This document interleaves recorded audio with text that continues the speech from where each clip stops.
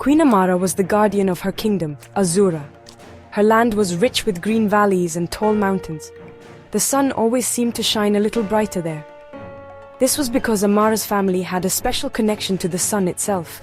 Her ancestors were wise rulers. They learned to talk to the spirits of the land. They passed down their knowledge through many generations. Amara learned these ancient secrets when she was a young girl. She learned how to listen to the whispers of the wind. She understood the language of the rivers that flowed through her kingdom. This knowledge was her greatest strength. The magic of her family was called the Sunstone Power. It was a golden light that flowed in her veins. This power came from a sacred crystal hidden deep within the royal palace. The crystal pulsed with a warm, gentle energy. It connected her to all the queens who came before her. When Amara touched the Sunstone, she could feel their strength. She could hear their voices guiding her. This magic was not for fighting alone. It was for healing the land and protecting her people.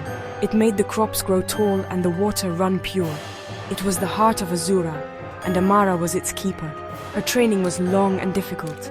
She spent many hours in the Chamber of Echoes. This was where the spirits of her ancestors lived. They taught her how to focus the golden power. She learned to create shields of light. She learned to see things that were far away. Her grandmother's spirit taught her wisdom. Her great-grandmother's spirit taught her courage.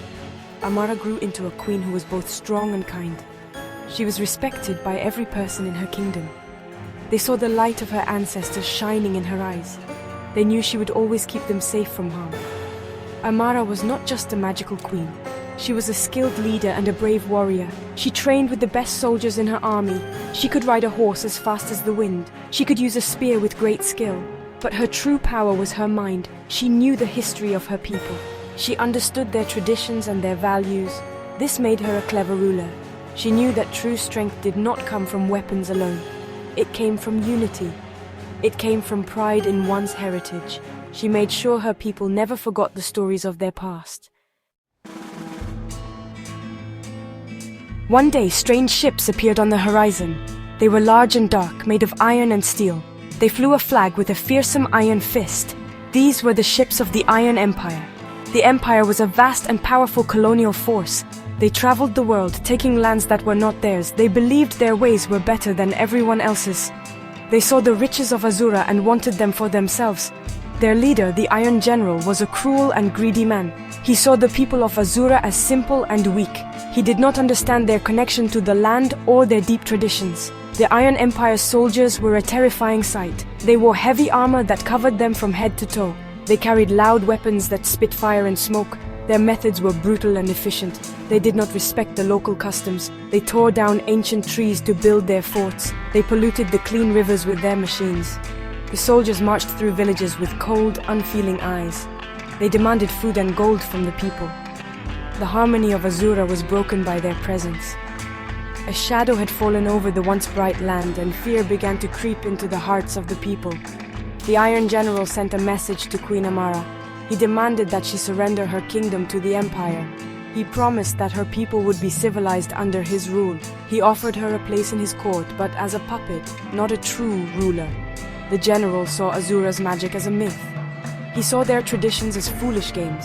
He believed his technology and his army were unbeatable. He could not imagine that a queen from a small kingdom could stand against the might of his powerful empire. He completely underestimated the strength of Queen Amara and the spirit of her people. Amara read the general's message with a calm but firm heart. She felt the anger of her ancestors stirring within her. She saw the fear in the eyes of her advisors, but she also saw their hope. They looked to her for guidance and strength. She knew that surrendering was not an option. To give up her kingdom would be to betray her ancestors and her people. It would mean the end of their way of life. Amara stood before her council, her spine straight and her voice clear. She would not bow to these invaders. She would fight for Azura. Queen Amara knew she could not fight the Iron Empire with swords alone. Their weapons were too powerful. She needed to use her wisdom and her magic. She called upon the Sunstone Power. A golden aura surrounded her as she planned her defiance. She used her magic to see where the Empire's soldiers would move next. She saw their patrol routes and the weaknesses in their camps. This knowledge was more valuable than any army.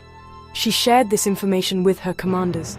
They planned ambushes in the dense forests and narrow mountain passes, places where the Empire's numbers were a disadvantage. The Queen's first major act of defiance was not a battle, but an illusion. The Iron General planned to march his main force through the Great Canyon. Amara went to the canyon's edge. She focused her golden energy and created a powerful vision. The soldiers saw the canyon floor crumble away into a bottomless pit. They saw giant rock spirits rising from the walls. Terrified, the army turned back, their march completely halted. The general was furious and confused. He could not understand what had happened. This single act sowed doubt among his troops and showed them that Azura had protectors they could not see. Next, Amara used her connection to the land to fight back. When the Empire's soldiers tried to cross the swift river, she whispered to the water spirits. The river rose suddenly, its currents becoming strong and wild. The invaders' heavy iron boats were tossed around and broken. When they tried to cut down the sacred groves for wood, the trees themselves seemed to move. Their branches twisted and turned, creating a maze that trapped the soldiers for days. The land of Azura was fighting alongside its queen. The people saw this and their fear turned into courage. They began to help, leaving false trails and setting simple traps. Amara also fought a war of words and symbols. She made sure the stories of Azura's past were told in every village.